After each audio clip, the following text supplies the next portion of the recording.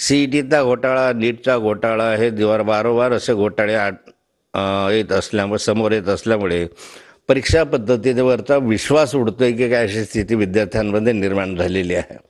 आणि त्यामुळे ह्यामधलं पारदर्शीपणा असला पाहिजे. यासाठी सरकारने कायदा केला, केंद्र सरकारने केला, राज्य सरकारही करेल, परंतु खऱ्या अर्थानं आणखी काही पारदर्शकता येण्याच्या संदर्भात समाजसेवी संस्थांकडून काही सूचना मागवणं, शिक्षण संस्थांकडून काही सूचना मागवणं, शिक्षण क्षेत्रातल्या तज्ज्ञ लोकांकडून काही सूचना घेणं आणि त्या माध्यमातून कशी पारदर्शकता येईल याबाबतचा कायदा किंवा पद्धती सरकारने अवलंबावी अशी विनंती माझी राहणार आहे.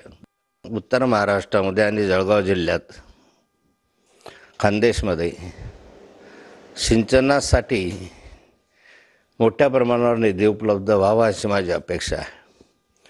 वर्षानुवर्षे सिंचनाचे प्रकल्प या ठिकाणी प्रलंबित आहे. कायदा सुव्यवस्थेचा प्रश्न आहे. जळगावमध्ये रामदेववाडीचा जो ॲक्सिडेंट झाला आणि 4 माणसं त्याच्यामध्ये ठार झाले, तोही एक प्रश्न मी विधानसभेमध्ये मांडलेला आहे.